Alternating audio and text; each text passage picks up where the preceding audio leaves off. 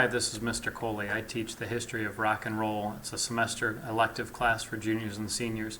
Just want to give you a little bit of an overview about what we talk about in here.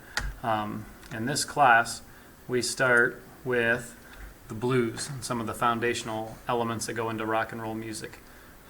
We start with blues, and we talk particularly about some blues musicians from the Chicago scene in the 50s. From there, we talk about country and gospel and the rhythm and blues and how all of those elements fuse together to give us rock and roll music in the 1950s. We cover some of the major artists of that era, like your Elvis and Chuck Berry and Little Richard. Next up, we talk about Bob Dylan and the folk revival and how Bob Dylan changes the songwriting process for what will be rock and roll music in the 60s. From there, we talk about the Beach Boys and their changes to the sound of music moving forward. We got the British invasion, one of the bigger developments in rock and roll history, and we hit some of the lesser known groups first, and we work our way through some of the big hitters like The Who, The Stones, and then we do Beatles Week. And usually that ends up going into about a week and a half because students end up so interested in this particular unit. Next up, we talk about some American major groups of the 1960s, like the Doors and Hendrix. During this era, we'll talk about major music festivals and concerts.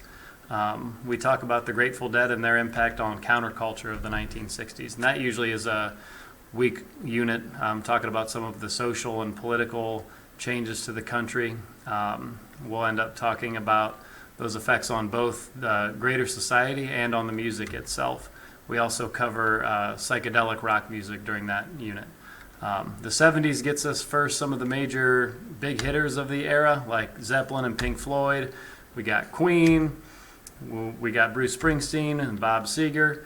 And from that point on, after we hit kind of the major arena rock folks, then we start to get into some of the subgenres of the 1970s. So we'll zero in on things like heavy metal in the 70s, and we kind of go back in time and talk about some of those roots. We talk about punk, we talk about the southern rock scene, and then from there, Van Halen kind of transitions us into 80s rock and roll and hair metal, and from there we get into the 90s. So that's kind of an overview of the history of rock and roll class. Hope you're excited about taking it and you give it a chance your junior or senior year.